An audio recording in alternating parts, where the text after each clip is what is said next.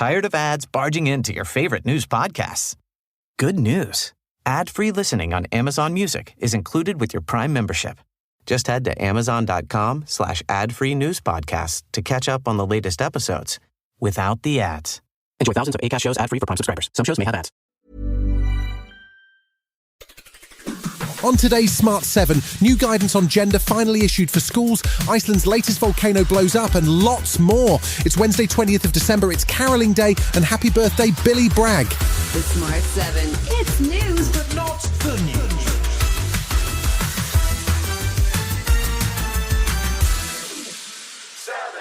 5 years after the government promised it, new guidance for schools on how to handle transgender issues in the classroom was published on Tuesday.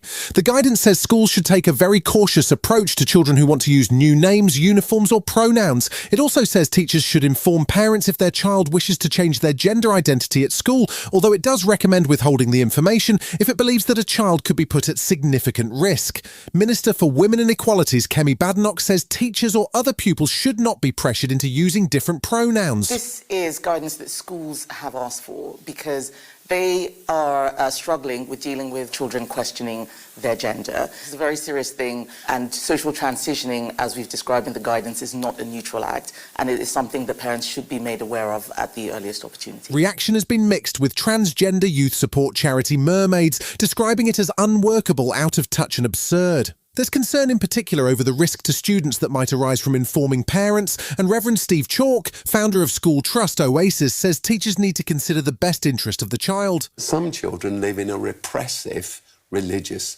regime where to announce you're anything other than straight is a very condemning thing.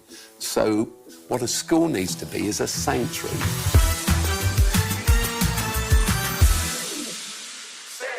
Michael Gove confirmed on Tuesday that he's cooperating with a National Crime Agency inquiry into former Tory peer Michelle Mone's PPE deal. He was questioned as he attempted to get back to his day job as Housing Secretary, outlining new plans to speed up planning decisions and get more housing built in Britain. He's also got new plans for local authorities to move faster, and he says there's no excuse for those who move slowly. I will make sure that every local authority is held to account for delivery against its plan, for the speed with which planning applications are processed, and also the rationality of their decision-making. It wasn't a great Tuesday for Prime Minister Rishi Sunak as he now faces another by-election after disgraced MP Peter Bone lost his seat in a recall petition.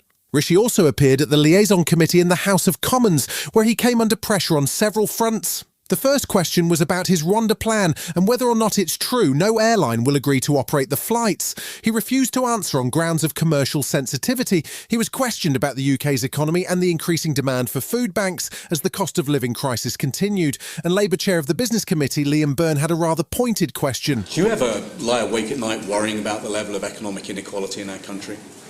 No, I want to make sure that we can reduce economic inequality and spread opportunity, and I'm pleased that we are making progress on that. From the level that we inherited from the last Labour government, we have reduced income inequality, and that's a record that I'm proud of.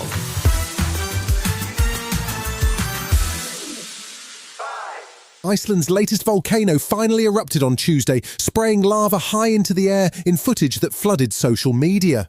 The dramatic eruption had been expected for a while, and residents of the town of Grindavik had been safely evacuated. There's been a pollution warning for residents of the capital Reykjavik, but it's not expected that the eruption will cause anything like the worldwide flight chaos of previous Icelandic volcanoes. Haraldur Sigurdsson is an Icelandic volcanologist, and he says that as eruptions go, it's all gone pretty well. It certainly is a problem, but fortunately, this is in a fairly remote area, so it's not an explosive eruption. It's not going to impact aviation, but it produces a lot of lava, so it's adding to Iceland. Iceland is building up all the time.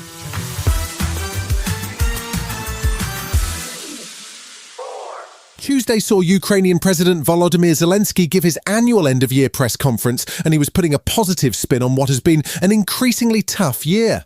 He says he's confident that the US won't betray us and that more aid will come, but he also predicted that an additional 500,000 Ukrainian troops may need to be mobilised. He remains determined to win the war, much like Russian President Vladimir Putin, who spoke in Moscow on Tuesday. He was busy insisting that Russia will not give up what is ours, and he continued to attempt to rewrite the history of how the war started. We had no choice but to support Crimea, otherwise there would have been a massacre there. But then the problem of Donbass arose, and we calmly tried to come to an agreement. Still to come on today's Smart 7, more heartache for Newcastle, and Sheridan Smith runs wild. Right after this.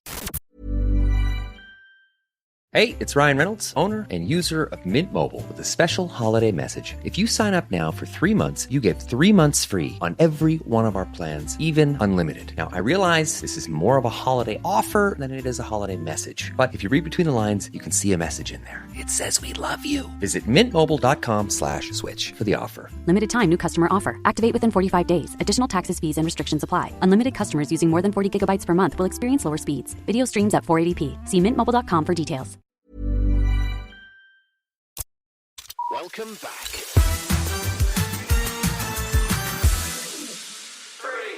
Tuesday was a busy football night. Man City played in the Club World Cup semi-final, beating Urawa Red Diamonds 3-0 and heading to Friday's final. There was FA Cup action as Blackpool faced Forest Green and beat them 3-0. And there were 3 quarter-finals in the Carabao Cup, with Everton losing 7-6 to Fulham on penalties, while Middlesbrough knocked out Port Vale 3-0. Chelsea and Newcastle also went to penalties after a 92nd minute. Chelsea equaliser saw the game end 1-1. In the end, Newcastle lost 4-2 on penalties and suffered another exit from a big competition, to the disappointment of manager Eddie Howe. Yeah, it does. It hurts a lot. It's very similar feeling to the Paris end of game feeling, where the lads had committed so much, given everything, we'd led for so long, defended really, really well, and didn't quite get over the line. Actress, singer and West End performer Sheridan Smith is heading back to your telly. She's starring in a brand new thriller called The Castaways, which hits Paramount Plus on Boxing Day. She plays one of 2 sisters who have a blazing argument and get separated on the holiday of a lifetime in Fiji. Sheridan's character ends up stranded on a desert island, while her sister, played by Celine Buckens, desperately searches for her. It's all quite dramatic, and Sheridan told Chris Evans there was quite a bit more jungle action than she expected. I can't swim, I'm scared of heights, I'm scared of spiders. Is this your character or you? Me. And I took this job, and then I took it on 1 episode, right, which was the plane crash, and I thought I can deal with that. Okay. Then for 4 episodes, I'm in the water and I can't swim. Right. And also like jumping off cliffs, but I've conquered some fears. Good for you. I have. I'm pleased I did it.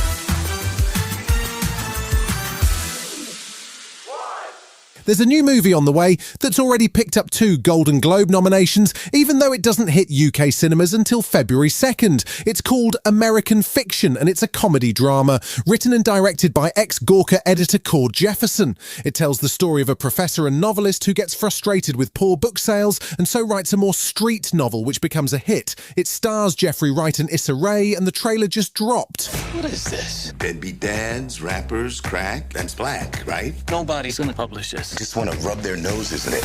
We love it. What? It is very, Black? Yes, that's it. I'm happy you said it and not me. I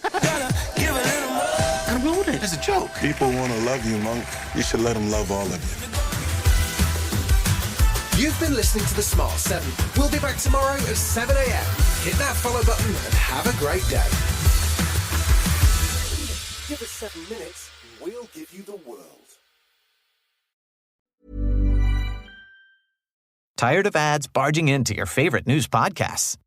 Good news. Ad-free listening on Amazon Music is included with your Prime membership. Just head to amazon.com/ad-free news podcasts to catch up on the latest episodes without the ads. Enjoy thousands of Acast shows ad-free for Prime subscribers. Some shows may have ads.